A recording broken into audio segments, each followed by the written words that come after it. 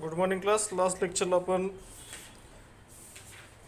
6 chapter आपण start केलं होतं chemical kinetics. Okay, introductory part आपण त्याच्यामध्ये घेतलं होतं. Chemical kinetics is the branch of physical chemistry deals with the study of velocity of reaction and mechanism of the reaction. Okay, so velocity is nothing but the speed of the chemical reaction, speed of the chemical reaction. And how we are finding the speed of the chemical reaction, that the how the reaction complete, or in what time the reaction get completed. That is how we can calculate the speed of the chemical reaction. That is, the completion of the reaction is important in the chemistry. Okay, so chemical kinetics, we are dealing with the velocity of reaction and mechanism of the reaction. That was the last point. Then next point was the rate of reaction. A rate of reaction is describe how fast the reactants are consumed and products are formed. Okay, again, how fast means, again, a time factor is important here. So the rate of reaction is defined as the change in concentration of reactant or product per unit time. Okay, change in concentration of reactant or product per unit time. So that is the rate of reaction, and a unit of rate of reaction is moles per liter per time. Moles per liter per time. Okay, so here next point is the rate of reaction is classified into two types, that is the average rate of reaction and instantaneous rate of reaction. Okay, out of that, first was average rate of reaction. It is defined as the rate of change of concentration of reactant over a specified measurable period of time. Specified measurable period of time. Okay, so इथं आपण जो काही rate consider करतो, rate of consumption of reactant और rate of formation of product, that is delta C by delta T. आपण last याच्यामध्ये त्याचं expression आपण पाहिलं होतं ॲव्हरेज रेटचं. ओके, पुढचा आहे इन्स्टंटेनियस रेट. इन्स्टंटेनियस रेट म्हणजे काय?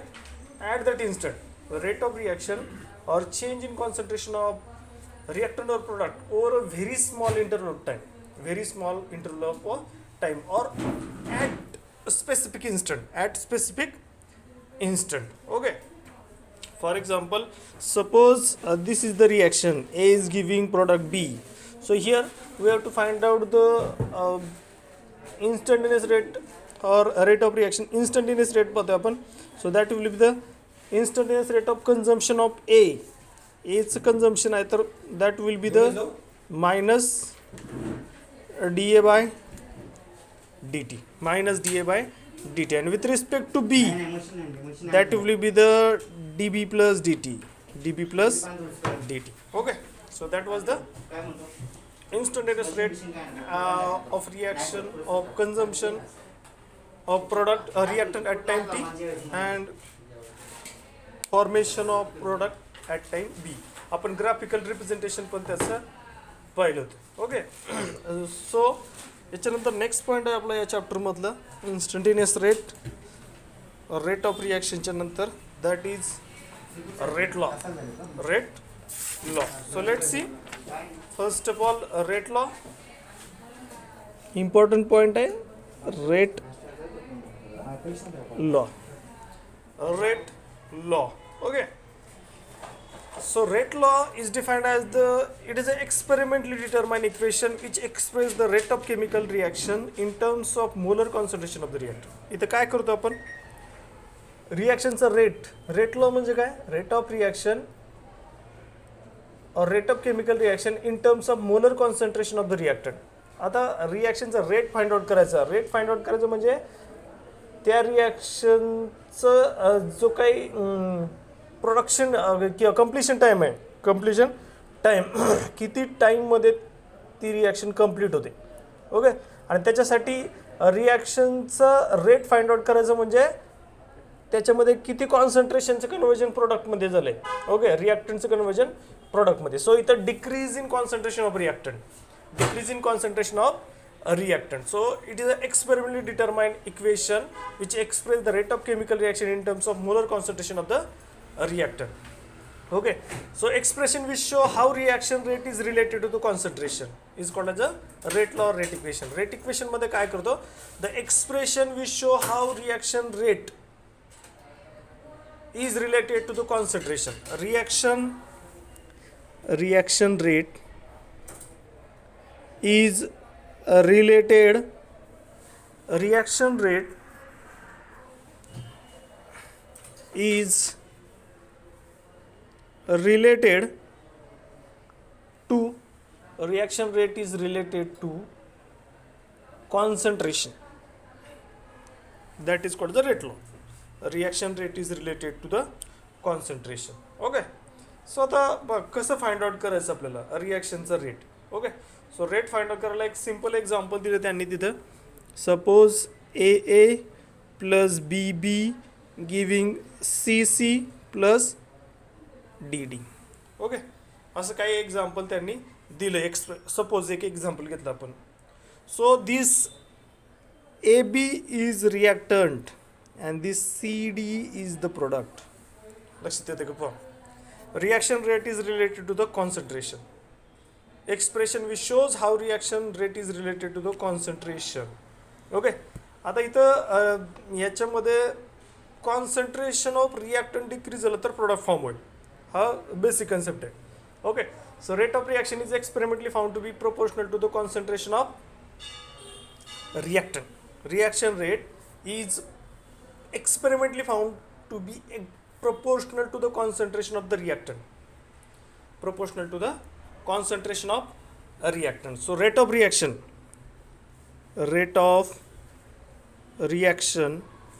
is equal to काय येईल मग? or rate of reaction is directly proportional to the concentration of A to the power X into concentration of B to the power Y. आता हे expression जर समजलं तुम्हाला तर मग रेट लॉ पण समजेल, रेट कॉन्स्टंट पण समजेल आणि ऑर्डर ऑफ रिॲक्शन पण समजेल. ओके. हे एवढं याच्यावरती डिपेंड आहे. आता ह्या रिॲक्शनचा रेट आपल्याला फाइंड आउट करायचा आहे. So rate of reaction is depend on the concentration. Okay. आता इथं कॉन्सन्ट्रेशन जो रिॲक्शनचा रेट आहे तो रिॲक्शनचा रेट फक्त रिॲक्टंट कॉन्सन्ट्रेशन डिपेंड असेल, प्रोडक्टवरती नाही. कारण रिॲक्ट जर कन्झ्युम झाला तर प्रोडक्ट फॉर्म होईल. सो इनिशियली रिॲक्शनचा रेट कशावरती डिपेंड आहे? रिॲक्टंटच्या कॉन्सन्ट्रेशन. रिॲक्टंट जर रिॲक्ट झाला तरच त्याचं प्रोडक्ट फॉर्म होईल. Okay. So rate of reaction is directly proportional to the concentration of reactant A to the power X into concentration of reactant B to the power Y. आणि X आणि वायच्या power काय घेतलं आपण approximately घेतलं. Okay. So rate of reaction is directly proportional आहे. Therefore rate of reaction is equal to आता proportionality sign जर आपल्याला काढायचं असेल तर आपण काय घेतो? कॉन्स्टंट घेतो. Okay. K into the power concentration of A to the power X into the concentration of B to the power Y. Okay. Where K is the rate constant. K is the rate constant. Okay. So here K is called rate constant where A is nothing but the concentration of reactant. Square bracket मध्ये आपण A जो घेतलाय that is nothing but it is the concentration of reactant A and this is the concentration of reactant B to the power Y and X we are taken. Okay. So here this is the rate constant. Okay. So rate constant is the rate of reaction when the molar concentration of each reactant is taken as a unity. याच्यामध्ये काय करतो आपण? Rate constant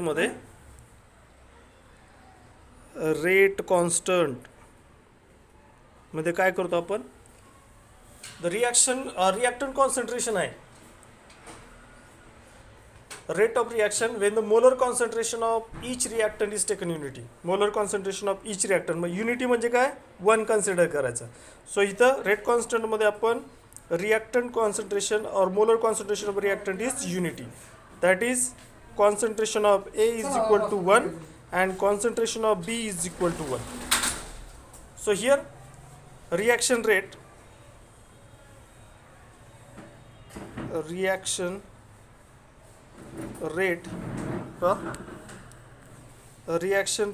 is equal to K. Reaction rate is equal to K or rate constant K of reaction is equal to the rate of reaction when concentration of each reactant is equal to 1 mole per liter. समजतंय? ज्यावेळेस आपण 1 consider करू reaction concentration, molar concentration आपण रिॲक्टंटचं 1 consider करू, unity घेऊ. At that time reaction rate is equal to the rate constant. Reaction rate is equal to the rate constant. So here application of rate law, application of rate law. आता याच्यामध्ये applications काय आहेत या rate लॉचे? तर by knowing the rate law and rate constant the rate of reaction for any given composition of the reaction mixture can B estimated. जर आपल्याला rate law माहीत असेल आणि रेट कॉन्स्टंट माहीत असेल तर रेट ऑफ रिॲक्शन आपण कोणत्याही कॉम्पोजिशनचं फाइंड आउट करू शकतो.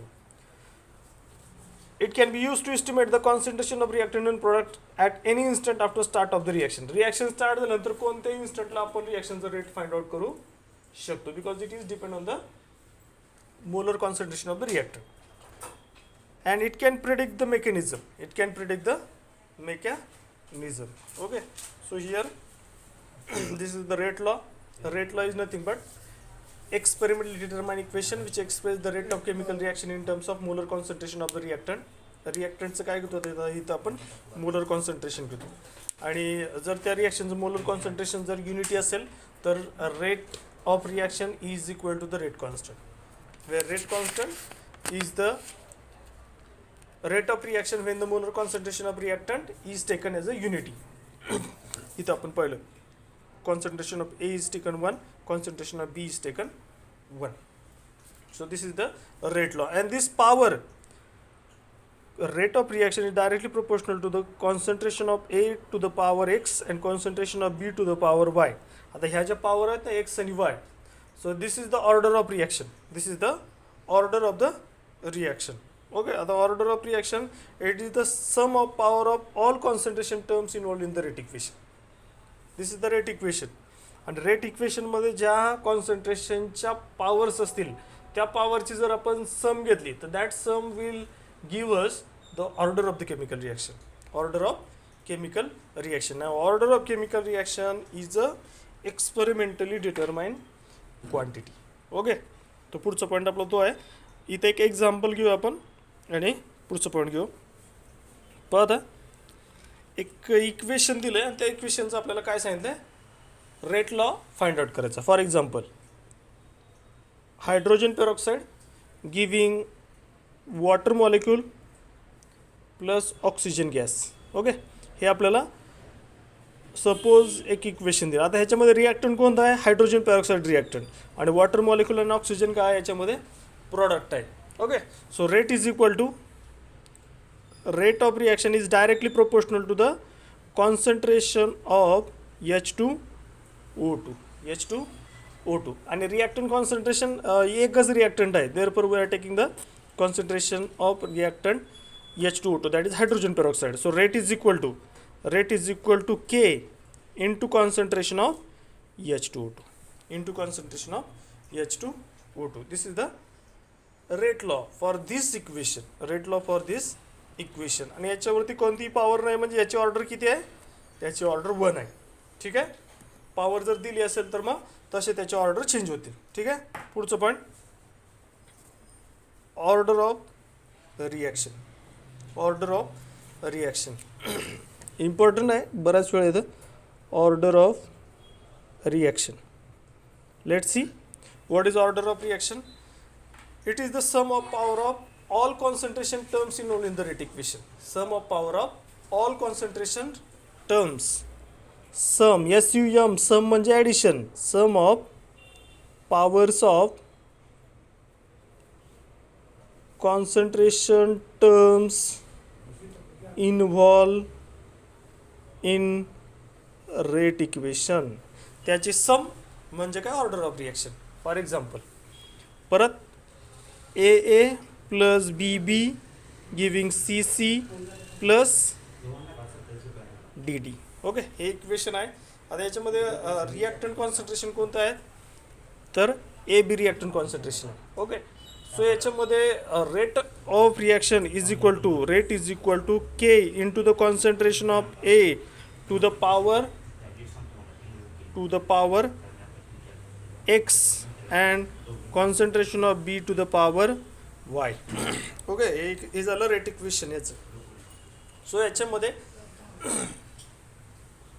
concentration of A and concentration of B are molar concentration of reactant, and this is molar concentration of product. Molar concentration of product. Okay, overall order of the reaction किती आहे? Overall of order of reaction x plus 1. Okay, so order of reaction with respect to A is nothing but x. A च्या रिस्पेक्टला order किती आहे? x, कारण जी power आहे तीच आपण काय कन्सिडर करतो इथं? ऑर्डर कन्सिडर करतो. ठीक आहे. x A च्या रिस्पेक्टमध्ये ऑर्डर x आहे. Order of reaction with respect to B किती येईल? इथं y दिले. ओके, ॲज इट इज आपण y घेतो. So order of reaction with respect to reactant concentration of A is x, and with respect to the B it is y. So overall order of reaction is the sum of x plus y. Is the sum of x plus y. Why? Because order of reaction is the sum of power of concentration terms involved in the rate equation. Okay, and rate equation मध्ये sum of powers काय आहेत? x plus y. Therefore the order of reaction is x plus y. Clear आहे? हा concept important आहे. याच्यावरती बऱ्याच वेळा problems येतात. ठीक आहे, त्याच्यामुळे समजलं पाहिजे. ठीक आहे, ज्या काय पाहा, आणि हे ही जी एक्सची व्हॅल्यू किंवा वायची व्हॅल्यू ही एक्सपेरिमेंटल व्हॅल्यू आहे. ठीक आहे, आपण ॲप्रॉक्सिमेटली लिहू शकत नाही. एक्सपेरिमेंटली ज्या व्हॅल्यू येतात त्याच व्हॅल्यू आपण तिथं लिहू शकतो. So order of reaction is a experimentally determined quantity. Okay, so इथं काही एक एक्झाम्पल घेऊ आपण इथं. पहा ऑर्डर ऑफ रिएक्शनचं. For example suppose H2 plus I2 giving twice of HI, and all are gases. So let's see, we have to find out the order for this chemical reaction. So here rate is equal to K into concentration of H2 into concentration of I2. Concentration of H2 and concentration of I2. कोणतीही power नाही म्हणजे काय आहे? 1 आहे. Okay, so order of reaction with respect to hydrogen is 1 and order of reaction with respect to iodine is 1. Therefore overall order of this reaction is equal to 1 plus 1 is equal to 2. So it follows the second order. Example लक्षात येते का? It follows the second order. Okay, now next point. Suppose this is the first example. Let's see second example. Second example आहे, suppose twice of NO plus twice of H2 giving N2 plus twice H2, N2 plus twice H2O. आता किती आहे? twice of NO and twice of H2 आहे. So rate is equal to K into the concentration of NO into the concentration of H2 into the concentration of H2. NO to the power किती आहे? 2 आणि H2 किती आहे? 1. Okay, H2 किती आहे? 1. Actually 2 आहे, स्टॉइशियोमेट्रिक coefficient आहे, पण NO किती आहेत? इथं 2 NO आहेत आणि H2 किती आहे? एकच आहे. Therefore 2 plus 1 किती आला? That follows third order candidates. They follow third order. They follow the third order. With respect to NO, order of reaction is 2, and with respect to H2, order of reaction is 1. But overall, we are taking the sum, that will be the 3. Okay. So this is the example of order of reaction. Next point I apply, that is after order of reaction. Next point is molecularity of elementary reaction. Molecularity of elementary reaction. Okay, let's see what is the molecularity of elementary reaction. The molecularity refers how many reactant molecules are involved in the reaction. How many reactant molecules are involved in the reaction. Molecularity of elementary reaction is defined as number of reactant molecule taking part in the reaction. Number of reacting molecule taking part in the reaction.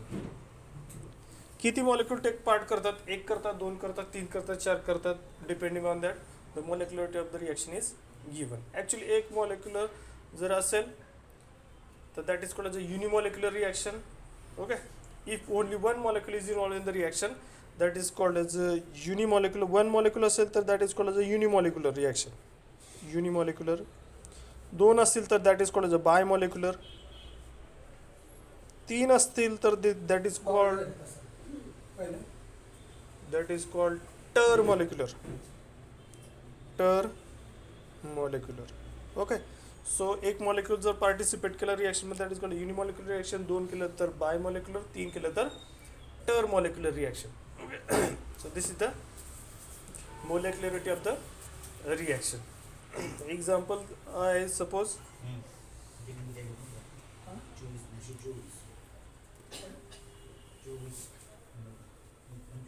number of molecule taking part in the reaction.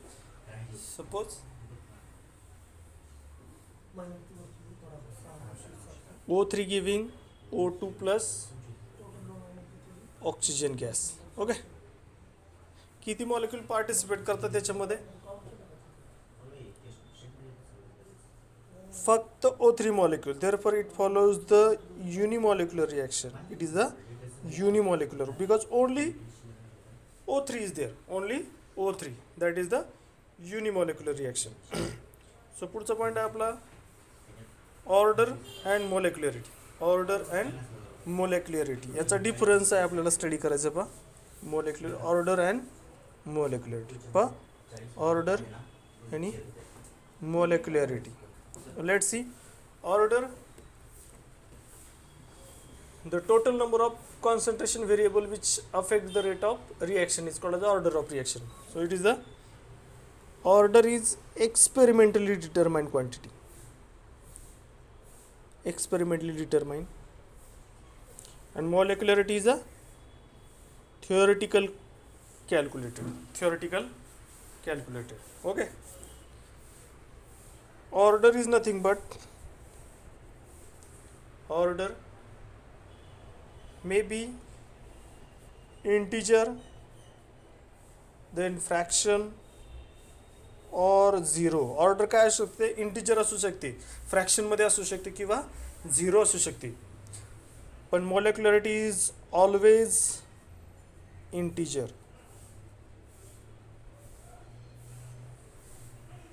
म्हणजे integer म्हणजे hole नंबरमध्ये असेल आणि order कशी असेल?